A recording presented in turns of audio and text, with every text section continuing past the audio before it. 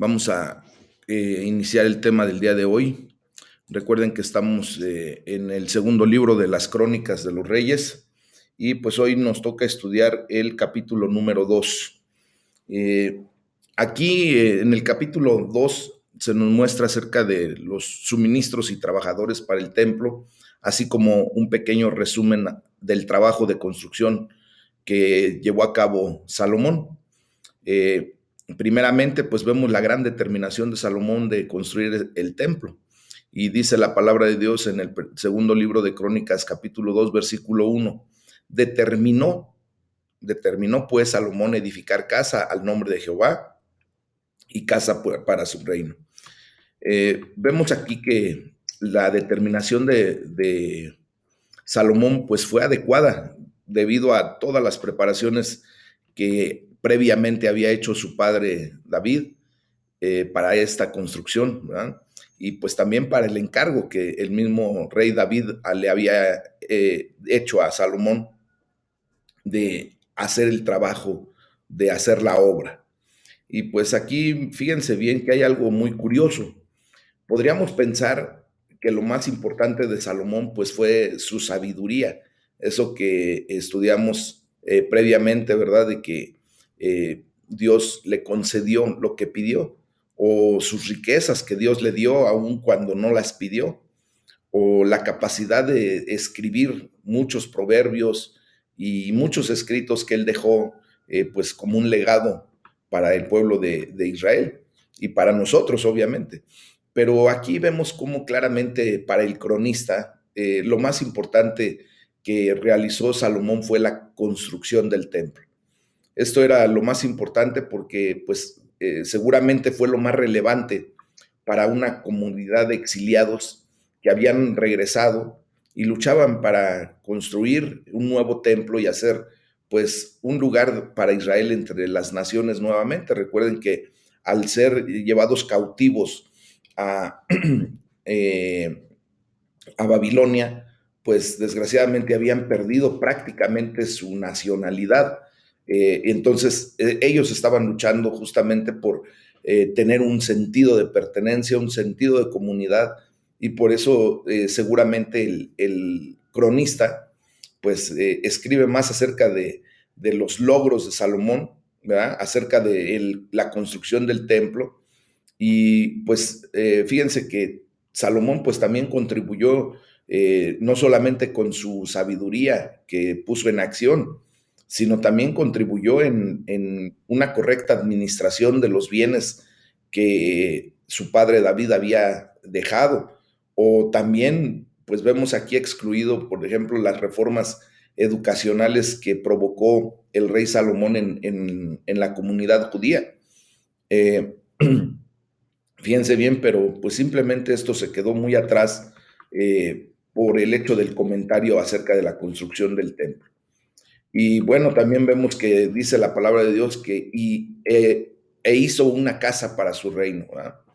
Vemos cómo las grandes construcciones de Salomón pues no terminaron solamente con el templo, sino que también construyó un palacio espectacular y muchas obras de menor envergadura que estas, pero que también generaron una situación de actividad en la vida de Salomón, en su reinado. Ya para el versículo 2, pues nos muestra la magnitud de la obra que realizó. Imagínense, dice la palabra de Dios, y designó Salomón 70,000 hombres que llevasen cargas y 80,000 hombres que cortasen en los montes y 3,500 que los vigilaran. Si se dan cuenta, pues esto parece describir, pues, por ejemplo, de los 70,000 hombres y los 80,000 hombres, parece describir el gran número de esclavos cananeos que Salomón empleó. Entonces, también vemos que acerca de los 3,500 que los vigilaran, pues este era el equipo de, vamos a decir, de mediana jerarquía que administraba y supervisaba la obra de construcción del templo. Eh, Después viene ya en una segunda parte, en una segunda sección de lo que propiamente es este capítulo 2, nos habla acerca de la correspondencia de Salomón con Hiriam, el rey de Tiro. Entre el versículo 3 al 6, se nos da eh, cómo Salomón describe el trabajo de Hiram.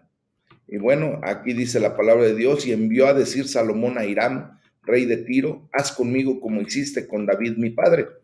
Aquí vemos cómo Salomón pues apeló a este rey de Tiro, a Hiram, en base a su anterior relación con su padre David.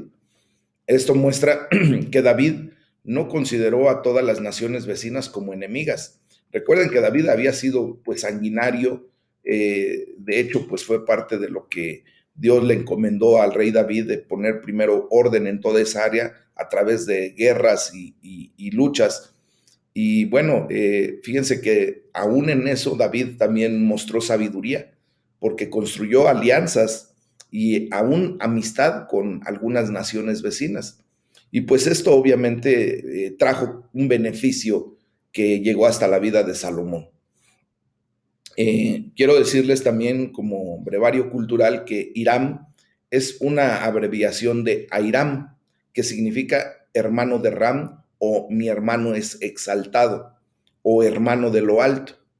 Ajá. Entonces, algunos arqueólogos pues han descubierto un sarcófago real en la ciudad de Biblos de Tiro, con una fecha datada por ahí del año 1200, alrededor del año 1200 antes de Cristo, y aquí hay una inscripción en ese sarcófago con el nombre del rey Airam, y pues aparentemente le perteneció al hombre de este pasaje bíblico que estamos estudiando.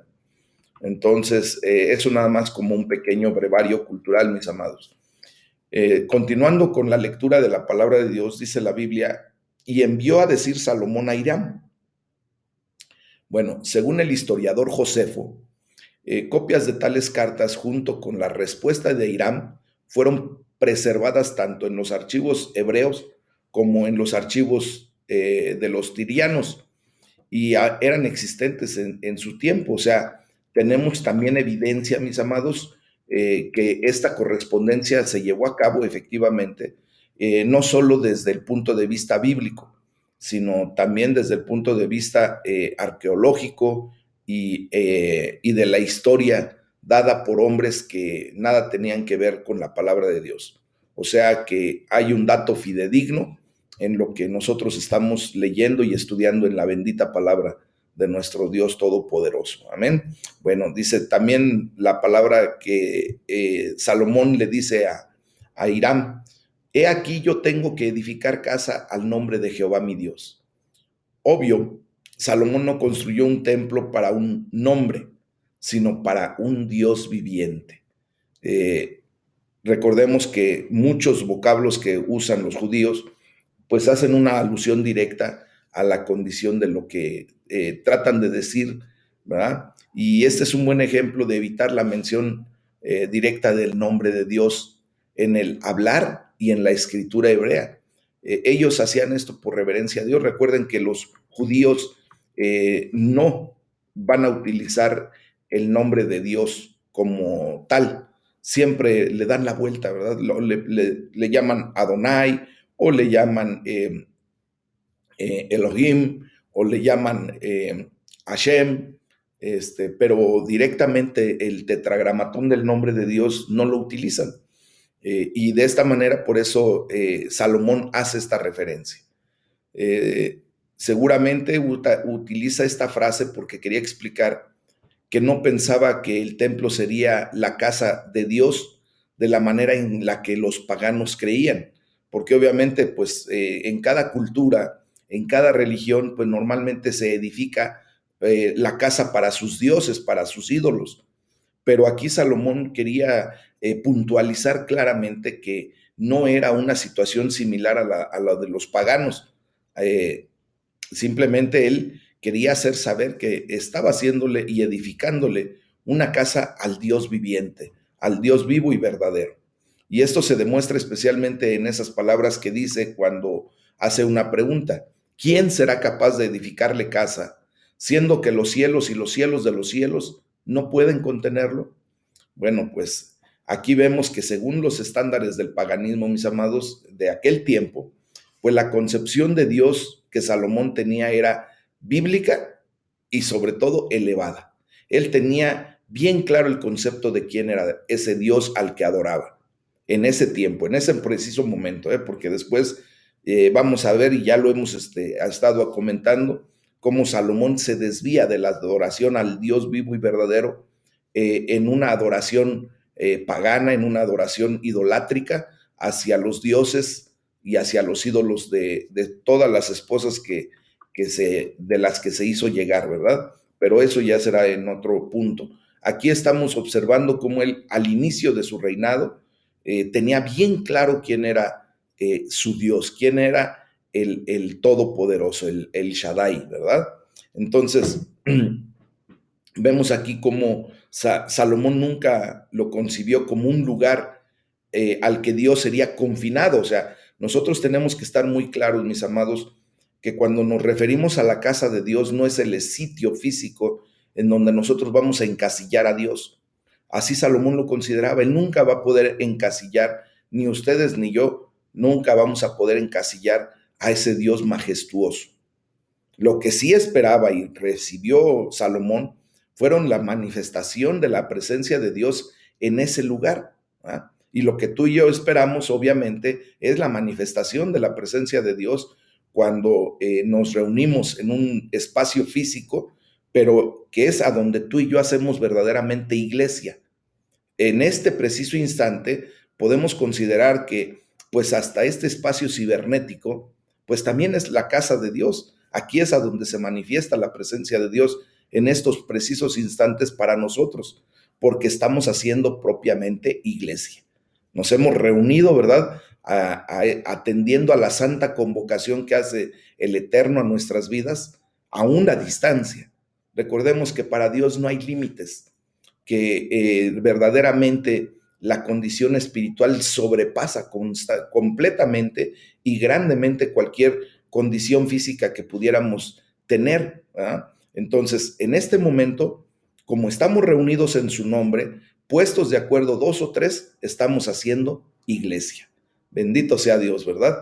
Porque aquí justamente, aunque ustedes estén en sus casas y yo aquí, pues estamos en esa unidad y sentimos la presencia de Dios, sentimos cómo verdaderamente Dios se manifiesta en nuestras vidas, en nuestras casas, y de esa manera es que por eso vemos cómo nunca vamos a poder encasillar a Dios en ningún espacio, en ninguno, ¿ok?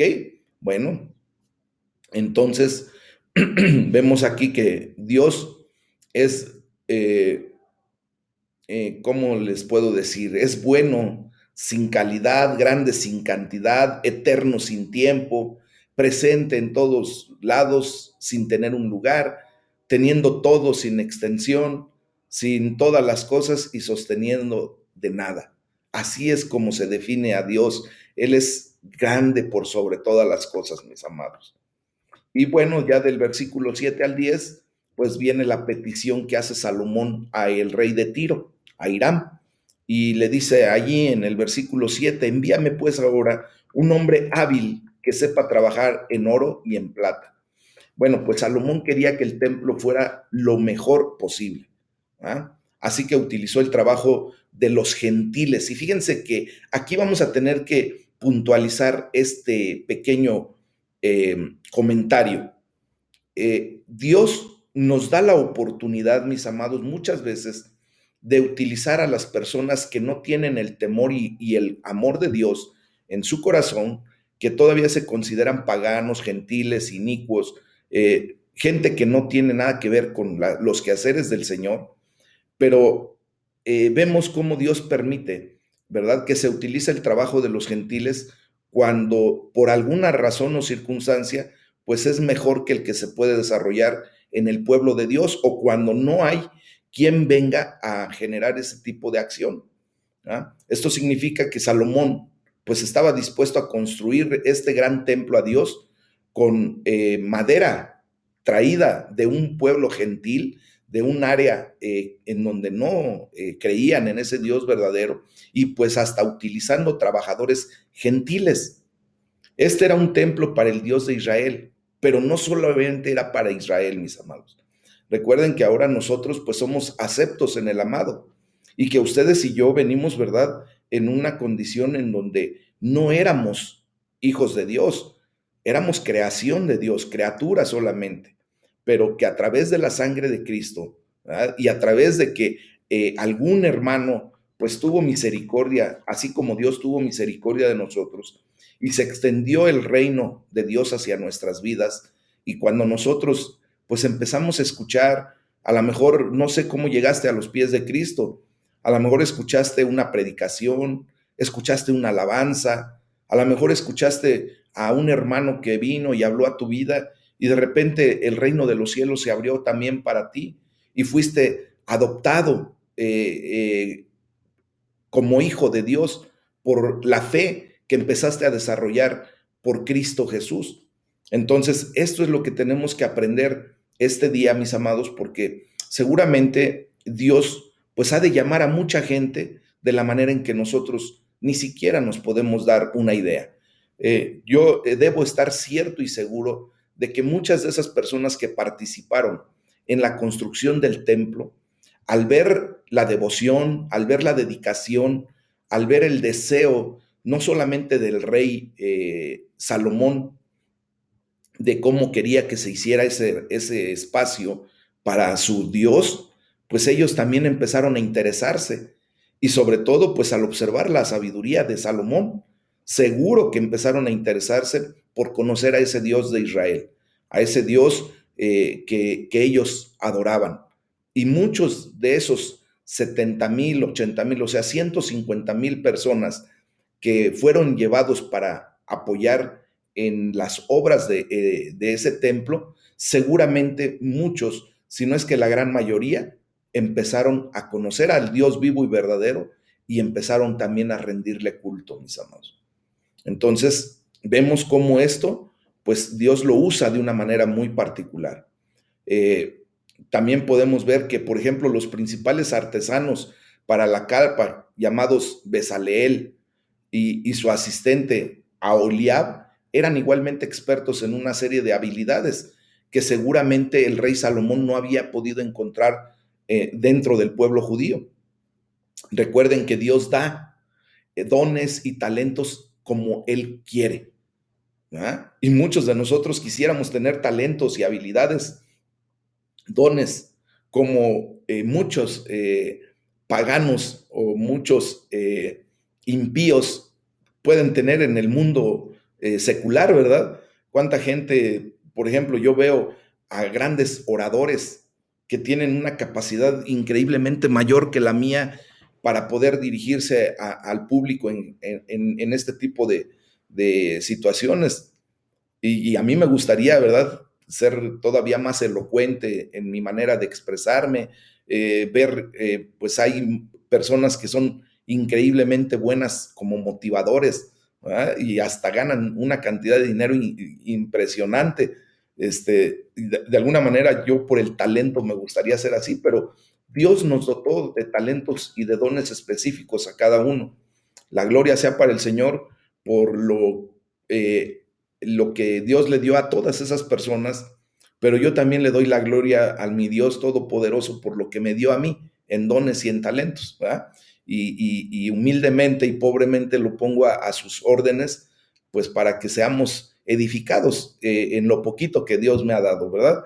En ese sentido, mis amados, vemos cómo Salomón en su sabiduría, pues no hace a un lado los dones y talentos que dio a personas que no necesariamente pues tendrían que hacer algo para el pueblo de Israel y mucho menos para el Dios de Israel, ¿verdad?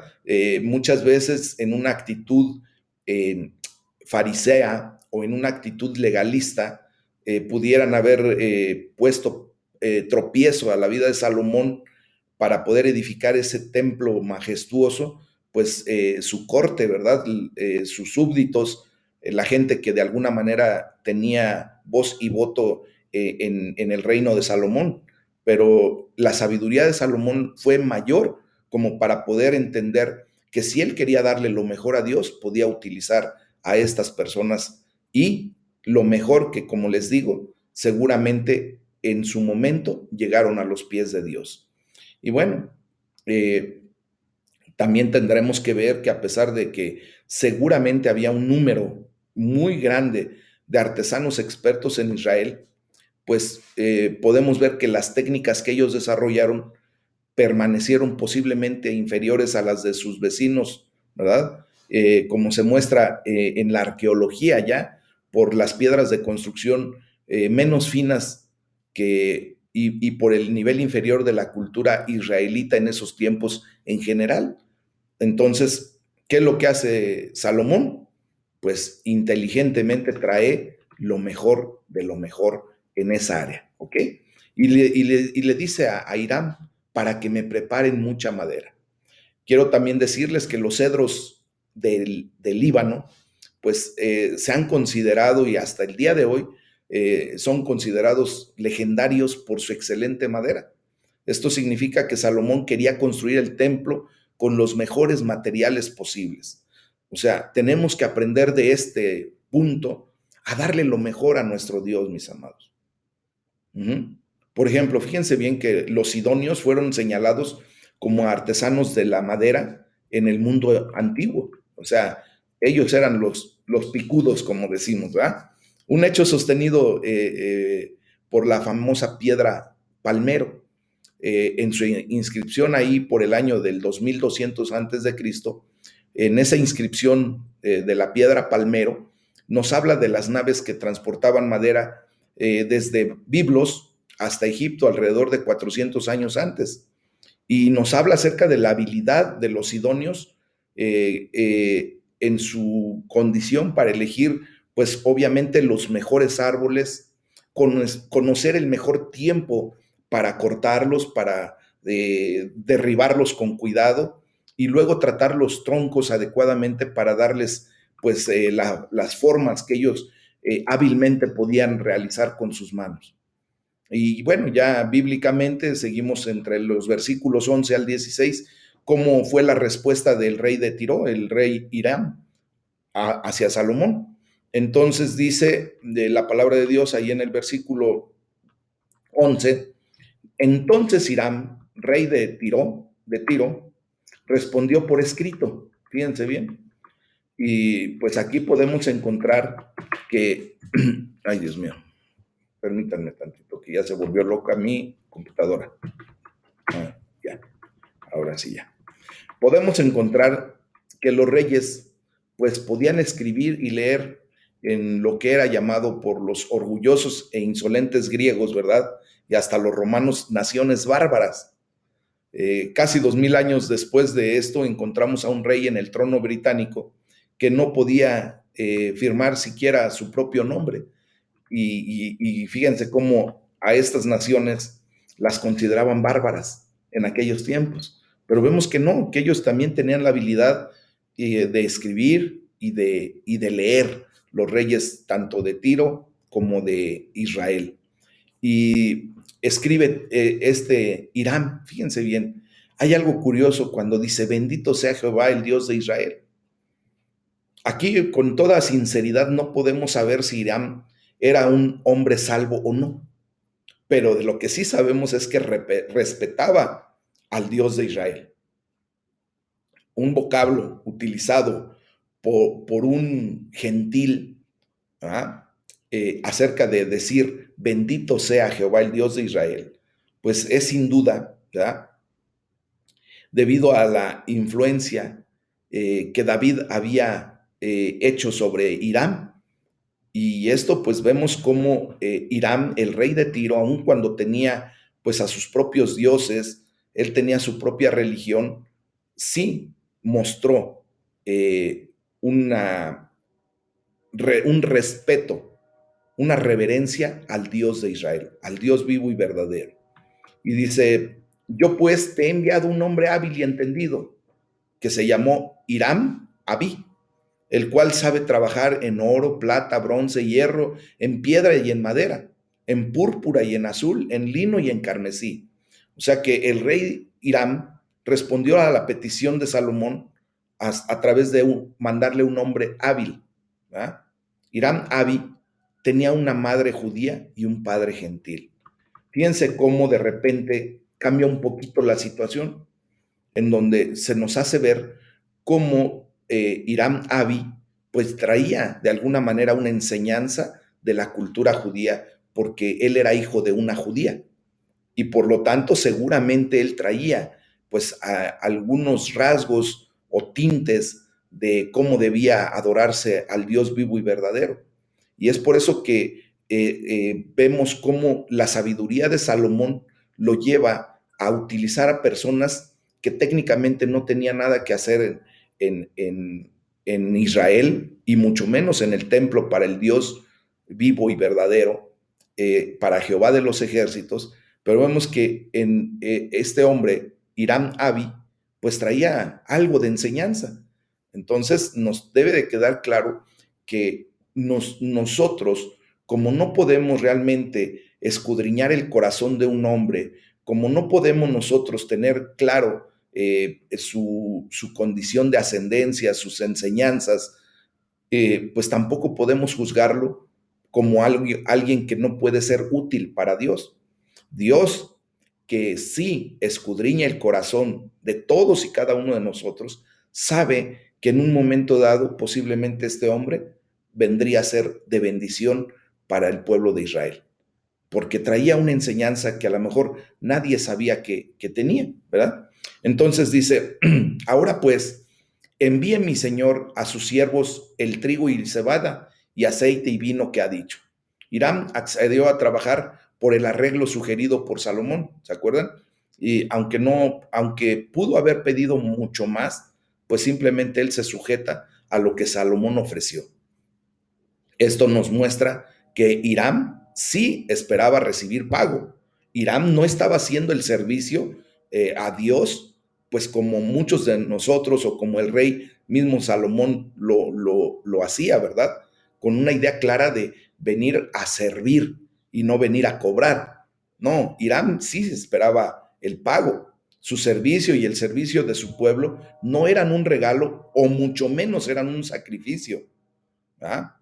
Fíjense que pues aquí podemos ver cómo hay muchas personas que se mezclan con el trabajo religioso y hablan como si fueran muy cercanos a sus corazones ese trabajo religioso, pero tienen un ojo tan agudo para su propia ventaja como él, ¿verdad? Como Irán.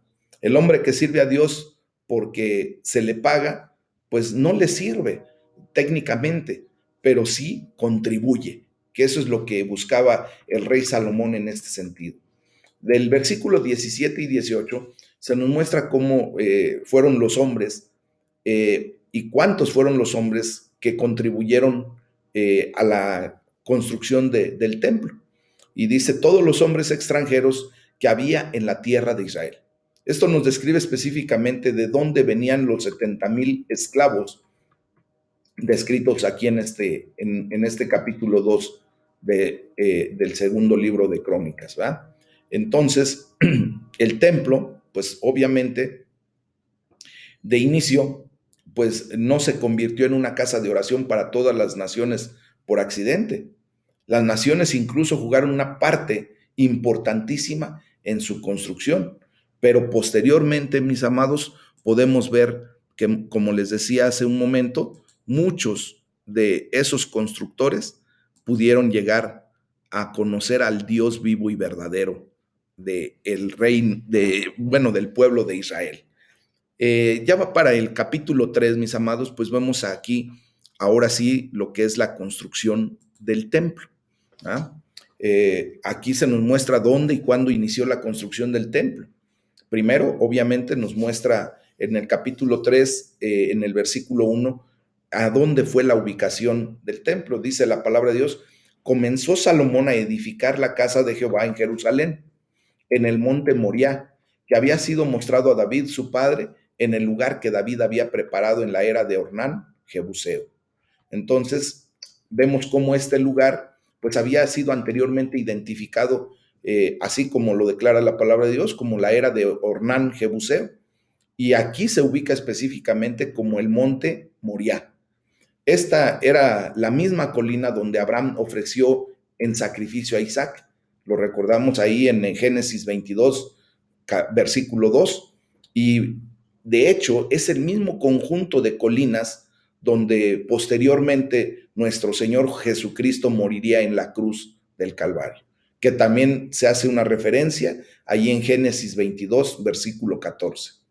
Entonces, vemos aquí cómo fue donde Isaac, como un primer tipo de Cristo, pues llevó la madera, ¿verdad? ¿Se acuerdan? Que él cargaba la madera para el holocausto y él iba obedeciendo a su padre y él debió haber sido sacrificado. Pero Dios tuvo misericordia y vio el corazón de Abraham y simplemente hizo un cambio, ¿verdad? Hizo eso que debe ser para nosotros la mayor bendición de nuestra existencia. Hizo el cambio de la vida de Isaac por la vida de un ser inocente, del cordero que se halló trabado en el zarzal, ¿verdad? Bueno, pues ahora, tiempo después, el Calvario, donde nuestro Señor Jesucristo, nuestro Salvador, sufrió, pues fue parte también de ese monte. Pues estaba muy cerca de esa área específicamente. Y mis amados, quiero decirles que es allí a donde Dios hizo el intercambio de nuestra vida por la vida de Cristo. La gloria sea para el Señor, ¿verdad? Tuvo misericordia de nosotros, así como tuvo misericordia de Isaac. Y lo que tenía que suceder con Isaac simplemente sucedió con un ser inocente. Y lo que tenía que haber sucedido con nosotros, mis amados, por la fe que declaramos en Cristo, sucedió con un ser inocente, con nuestro Salvador. Y fue el intercambio. Bueno, después la palabra de Dios nos dice que comenzó Salomón a edificar la casa de Jehová y fue entonces cuando comenzó la verdadera construcción. Todos los anteriores planes y preparaciones que David había hecho como anticipación al verdadero inicio de la obra, en este preciso instante empieza a ser realidad. Uno puede preparar y planear, ¿verdad? Interminablemente y nunca empezar a construir. ¿Cuántas veces ustedes y yo hemos puesto ya casi todo en orden? Empezamos a juntar dinero, empezamos a hacer planes, empezamos a tener pues ciertas cosas como para empezar a construir y nunca lo hacemos. Pero Salomón comenzó a edificar la casa de Jehová. O sea, puso manos a la obra, puso la primera piedra, ¿verdad? Y de ahí se arrancó y a continuar. En el versículo 2, específicamente, se nos narra cuándo inició la construcción. Dice la palabra de Dios, y comenzó a edificar en el mes segundo, a los 2 días del mes, en el 4.º año de su reinado. Esto fue probablemente por allá del año 967 antes de Cristo. Aquí podemos conectar esto con el primer libro de Reyes, capítulo 6, versículo 1, donde se nos muestra este punto, ¿verdad? Cuánto tiempo vivió Israel en la tierra prometida sin un templo. El tabernáculo sirvió bien para la nación judía por más de 400 años. Y por obvia razón, pues había un gran impulso, un deseo de construir el templo y obviamente fue pues más la dirección y la voluntad de Dios que una necesidad absoluta. Si hubiese sido una necesidad absoluta por el pueblo de Israel, si por ellos hubiera sido verdaderamente, pues debió haber sido después de muy poco tiempo, no esperar tantísimo tiempo para iniciar la construcción de ese templo. Pero obvio vemos aquí cómo la mano de Dios y el tiempo de Dios viene en una situación puntual. Dice la palabra de Dios que fue en el 4.º año del reinado de Salomón. Esto no significa que Salomón retrasara su obediencia por 4 años. Probablemente pues él empezó a organizar el trabajo inmediatamente y hay algo de evidencia de que le tomó poco más de 3 años el preparar, por ejemplo, la madera del Líbano para su uso en la construcción. Si Salomón inició el trabajo de construcción del templo en el 4.º año de su reinado, probablemente comenzó a organizar la construcción desde el primer año de su reinado, mis amados.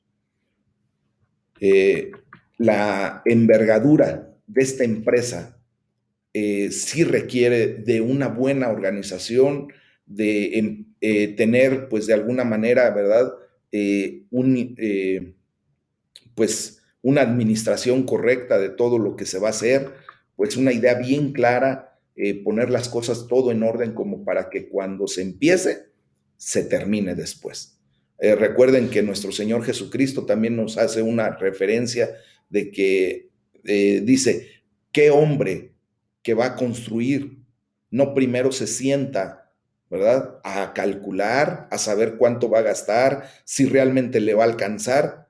Dice, no sea que empezando no termine y venga a ser pues burla, objeto de burla para los demás. Yo creo que la sabiduría que Dios le dio a Salomón lo llevó primero a sentarse durante un poco más de 3 años para poder poner todo en orden, todo perfectamente en orden, calculando que todo lo que necesitara lo tendría a la mano en el momento correcto, preciso, para concluir la edificación, para concluir con esa empresa a la cual él había sido llamado. Nos damos cuenta que aquí la sabiduría que Dios nos da tiene que ser puesta en práctica, mis amados. Ya del versículo 3 al 7 se nos da una descripción del templo, cómo fue el edificio en general. Y nos habla acerca de las medidas, ¿verdad? De cómo pues puso todo en orden con respecto a los planos que su padre David había dado, y habla acerca, empieza diciendo de la casa de Dios.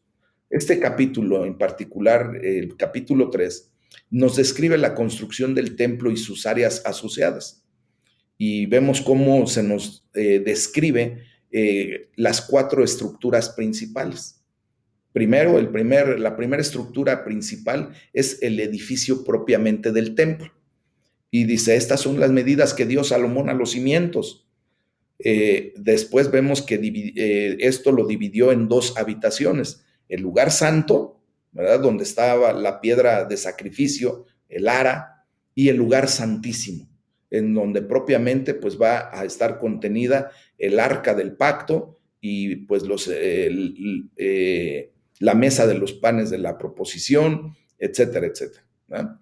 Bueno, la segunda estructura principal que describe este capítulo es el pórtico o el vestíbulo en el lado este oriental del edificio del templo. Dice el pórtico que estaba al frente del edificio. Y se nos da pues las medidas que tiene este pórtico. Aproximadamente 30 pies de ancho y 15 pies de profundidad, que si lo traducimos a nuestro sistema métrico decimal, es 10 metros de ancho por 5 metros de profundidad. Y la misma altura, ¿verdad?, que el edificio del templo. La medida de su altura, dice, debe ser 20 codos de alto. Esa es en traducción más o menos literal de metros, debería de ser aproximadamente pues, alrededor de 12 metros de alto. O sea, era un edificio bastante grande. Después, la tercera estructura principal que nos muestra son las cámaras laterales que se edificaron en 3 pisos. Esto fue descrito ahí en el primer libro de Reyes, capítulo 6, versículo 5. Y estas rodeaban al edificio del templo por los lados norte, sur y oeste. Entonces, solamente quedaba el oriente o el este, que era lo del pórtico o el vestíbulo, donde se recibían a las personas. Y la cuarta estructura principal de esta gran construcción fue el gran patio que rodea toda la estructura. Era el patio interno que se mencionó allí en el primer libro de Reyes, capítulo 6, versículo 36.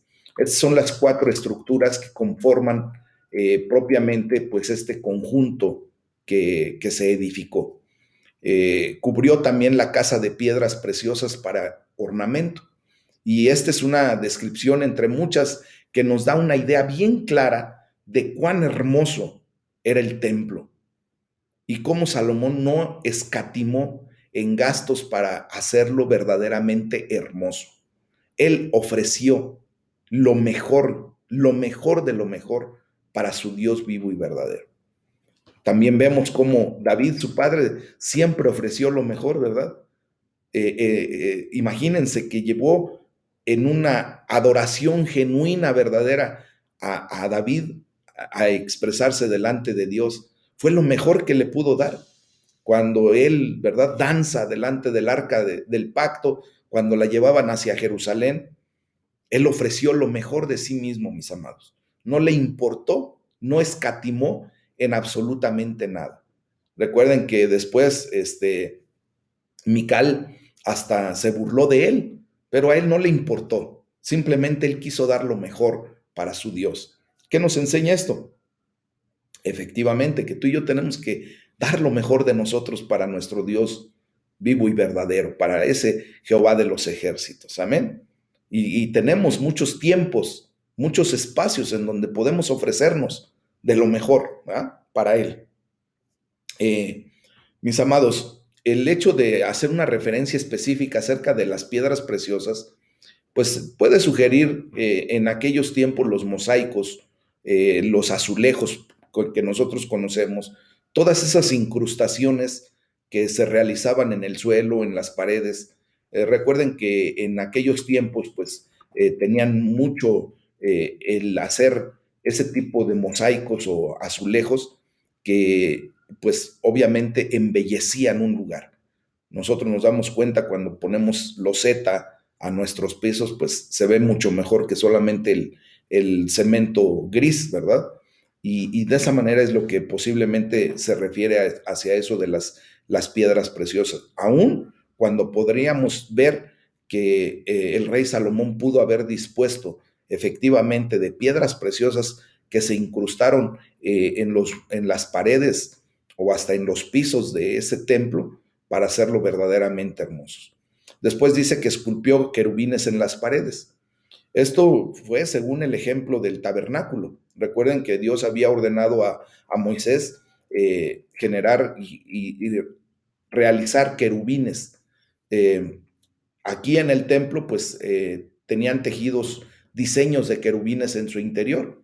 Por lo tanto, cuando las personas entraban al templo, lo primero que veían eran querubines a todo su alrededor. Seguramente en una idea clara de lo que veremos, ¿verdad? Lo que será en el cielo. Ahí en el Salmo 80, versículo 1, en Isaías 37, 16 y en Ezequiel 10, 3, pues se nos muestra justamente que estos seres angelicales adoran a Dios perpetuamente en el cielo. Y uno, pues, podría decir que no adoramos a los ángeles, pero sí adoramos con ellos al Dios verdadero. Que nos quede bien claro, mis amados, porque tristemente hay una confusión que se ha generado en referencia a la expresión de los querubines en lo que Dios pidió a los judíos que hicieran en su momento. Y de esta manera, pues se ha dado una doctrina muy equivocada de adoración a seres celestiales, en específico a los ángeles, en otras expresiones de religión. Nosotros debemos de tener claro, mis amados, que sí estamos observando a los querubines, porque obviamente son los seres que adoran a Dios por siempre y para siempre, pero que nosotros, lejos de ver a los querubines como para o como objeto de adoración, pues simplemente nosotros ya los aprendimos a ver como a los seres con los que nos vamos a unir para adorar verdaderamente al Rey. ¿Ah? Son dos cosas muy distintas. Después del versículo 8 al 14, pues nos da la condición de ver ese lugar santísimo, ¿verdad? Dice la palabra de Dios, hizo a sí mismo el lugar santísimo. O sea, se prestó especial atención al lugar santísimo. Este era un cubo de 10 metros, obvio, 10 metros de ancho, 10 metros de largo, por 10 metros de alto. Era un cubo precisamente. Y estaba completamente cubierto de oro. También tenía dos grandes esculturas de querubines de aproximadamente 5 metros de altura que también estaban cubiertas completamente de oro. Dice la palabra de Dios, lo cubrió de oro fino que ascendía a 600 talentos. O sea que había oro por todas partes en el templo, mis amados, pero especialmente en el lugar santísimo. Los muros estaban cubiertos de oro. El piso estaba cubierto de oro y se martilló oro en las tallas de las puertas. O sea, todo ese espacio era un cubo de oro para quedar bien claro. Entonces, había oro por todas partes dentro del templo. Tal era el interior, ¿verdad? De Cristo, como nos lo dice Colosenses 2:9. Y en su exterior no había tal belleza deseable como lo dice Isaías 53:2. Así que la gloria de la iglesia es interna, mis amados, como nos lo dice el Salmo 44:13. Y en el hombre oculto del corazón, allí debe de estar la hermosura, ¿verdad? Como nos lo dice la primera carta de Pedro, capítulo 3, versículo 4. Así debe ser, mis amados. Y déjenme decirles que también se hace la expresión de que fue oro fino. Mis amados, ustedes y yo podemos comprender que, bueno, a estas fechas tenemos claramente la idea de cómo catalogamos el oro en referencia a su pureza, ¿verdad? Y pues se le ya ha dado hasta una nomenclatura respecto al quilataje. Podemos comprar oro de 24 quilates, que es el oro puro. Podemos comprar oro de 18 quilates, de 14 quilates, 12, 10, 8 quilates. Y obviamente entre menor sea el quilataje, pues la pureza del oro será cada vez menor. Entonces, aquí se nos hace la observancia de que era oro puro, era un oro fino, ¿verdad? Lo mejor de lo mejor, mis amados. Dice ahí también se nos hace la expresión de 2 querubines de madera, los cuales fueron cubiertos de oro. Estas 2 grandes esculturas dentro del lugar santísimo estaban frente a la entrada de esta habitación interior. Así que tan pronto como el sumo sacerdote entraba, lo primero que veía era pues, esos 2 gigantes guardianes de la presencia de Dios frente a él. Entonces, podemos ver que si se trata de trabajo con imágenes, pues los querubines se hacían como, de alguna manera, una expresión, ¿verdad? Que pudiera reflejar algún elemento antropomórfico, como de ser humano.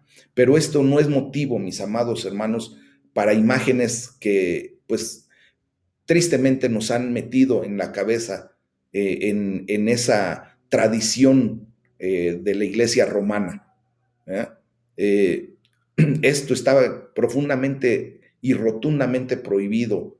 Dios hizo la ley para nosotros, no para Él mismo.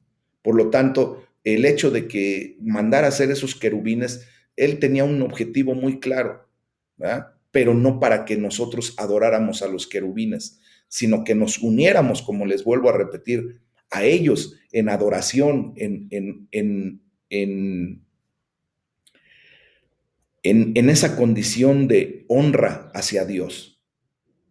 En ese momento, esos querubines solamente estaban representando, pues, simplemente, pues, a esos guardianes de la presencia misma de Dios. No eran la presencia de Dios, eran los que guardaban la presencia de Dios. Amén. Dice la palabra de Dios que también hizo el velo. Y esta era la importante barrera física que separaba el lugar santo del lugar santísimo. Y solamente un hombre, una vez al año, podía ir pasando ese velo y entrar al lugar santísimo. Ese era el sumo sacerdote que estaba en funciones en ese momento, ¿verdad? Y fíjense bien, la mayoría de los israelitas, ¿verdad? Para la gran mayoría de los israelitas, el templo pues era un mundo nunca conocido. Dios se había acercado a ellos, pero el camino a él estaba rodeado de muchas restricciones, como vemos. Físicamente había un velo. Espiritualmente hablando, cuando Jesús murió por nuestros pecados, derramando su propia sangre, entró una vez y para siempre en el lugar santísimo, habiendo obtenido eterna redención para nuestras vidas. Eso lo leemos en Hebreos 9:12. Por lo tanto, en el templo, fíjense bien, este velo, acuérdense, que se rompió de arriba hacia abajo en la muerte de Jesús. Cuando nuestro Señor Jesús dice, consumado es, la palabra registra que se rompió ese velo. Y esto, pues lo único que nos muestra es que a través de la muerte de nuestro Señor Jesucristo, pues ya no existe una barrera física para poder nosotros ingresar al lugar santísimo. Ahora el lugar santísimo está abierto para nosotros. Sí, así que hermanos, dice la palabra de Dios en Hebreos 10, versículos 19-20. Así que hermanos, teniendo libertad para entrar en el lugar santísimo por la sangre de Jesucristo, por el camino nuevo y vivo que Él nos abrió a través del velo, esto es, de su carne, ¿verdad? Pues ahora tenemos acceso con seguridad y confianza hasta ese lugar. Así lo dice Efesios 3:12. El velo ya rasgado, ¿verdad?, que se muestra ahí en Mateo 27:51, pues también simboliza el cuerpo quebrantado de Jesús a través del cual tenemos acceso al lugar santísimo. Recuerden que nuestro Señor Jesucristo fue muy claro ahí en en Juan 14:6. Yo soy el camino, ¿verdad? Así lo dijo. Pues nosotros tendremos que entrar ya por ese cuerpo que se abrió propiamente para que ustedes y yo tengamos acceso con seguridad, con confianza al trono de la gracia, al lugar santísimo. Amén. Esa es la realidad de esto. Recuerden que lo que leemos y estudiamos del Antiguo Testamento, pues solamente viene a ser una tipología o es el tipo de lo que venimos a vivir en el Nuevo Testamento en Cristo Jesús. Ya de los versículos 15 al 17, para concluir este capítulo, mis amados, pues se nos muestra la condición de los pilares del templo. Dice la palabra de Dios ahí en el versículo 15, delante de la casa hizo 2 columnas de 35 codos de altura.